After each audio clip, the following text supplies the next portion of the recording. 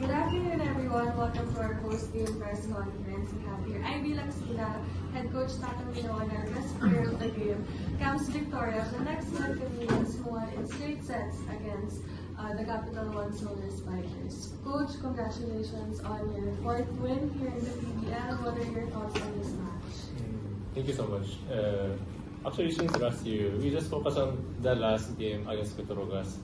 It's just for more make of confidence for the next game. But actually, it's going. Oh, other side, like Ibon had a body problem. That's why we couldn't use Laika.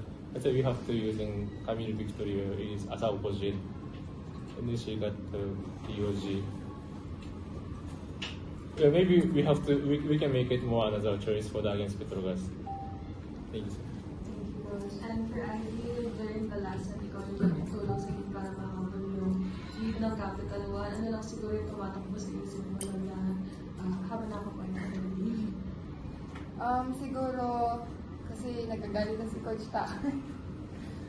Siguro masyado akong tense sa mga first two sets. Pero, ayun, yung teammates ko, yung coaches ko, kinakalma nila ako na gawin ko lang kung ano yung laro ko, ganun. So, ayun, siguro dahil talaga sa kanila, kaya mas naging compose ako no last set. Thank you, Ivy. And for Cams, you had 17 points against Capital One. Medyo visibly emotional during the player of the game interview. What was running through your mind na lang din siguro? Joke lang po yun, Charing. Gaya nga ng sinabi ko kanina, kung ano lang yung binigay na role sa akin ni Coach Taka, yun naman yung gagawin ko at buo naman din yung tiwala niya sa akin. And ayun, nagawa ko naman yung role na binigay niya. Thank you. For the questions. Coach, down by 9 points in the third frame, then your team pulled almost a 10-0 run.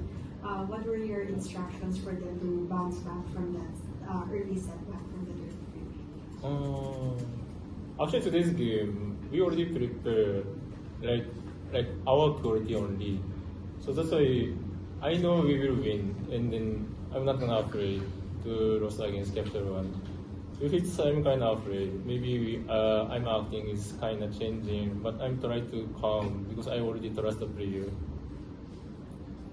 And for maybe one of your best performance so far one of your best performance this conference, ano na ang thoughts mo since nakuha mo yung footing mo this game and nag-contribute ka na vigorously? Well, actually, nag-set ako ng goal sa sarili ko na kailangan every game makakontribute ako sa team para mabigyan namin ng magandang laban po yung mga kalaban namin. For the players and coach, that was a big comeback in the final set. So, I guess what does that say about the character of the team? Fighting until the end, until you get the win. Siguro yung pinakita namin nung last set is parang more on puso. Kasi syempre dumadating talaga sa time ng isang team na nandun na sila sa pinaka-down point nila. So parang nung time na feel namin na hindi na masyado ng lamang, kumapit ulit kami sa isa't isa and sabi namin maglaro lang tayo and magkaroon tayo ng puso sa laro namin. Yung third set na yon, doon mo masasabi na lahat ng team lumalaban, hindi basta-basta lahat ng mga team. Gaya nga na sinabi ni Ivy na kaya kami nakahabol, parang mas tinapangan pa namin. Lumang yung namin, puso. Puso. This team is still young, like everyone still accept John. This team need to someone reach the team inside the court. Especially if it's today, Ivy couldn't get the point.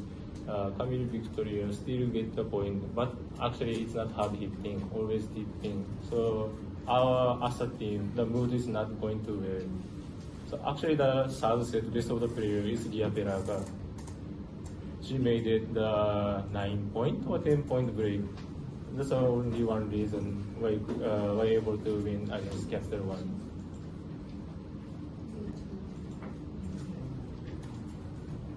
For Ivy, one game rule, but how would you assess yung first conference mo with next week, despite the challenges and missing games?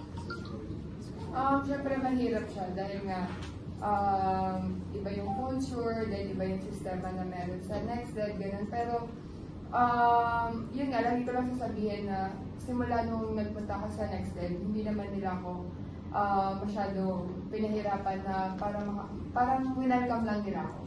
Kaya parang yung time na kakadating ko lang, feeling ko ang taga-tayo ko na sa NextDev, ganun. And syempre yung tulong ng coaches and teammates ko talaga.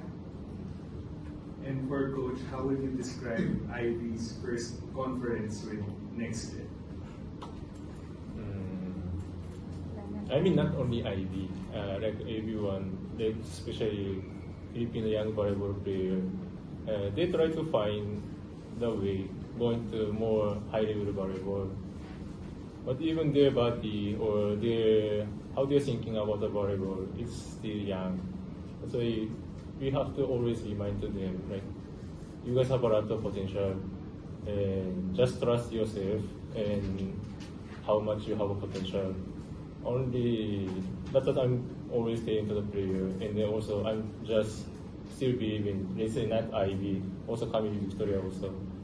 I think the next great player, for sure, as a team also, we have a lot of good player we can trust, and then as a coach, we have to make it better player for the Philippines.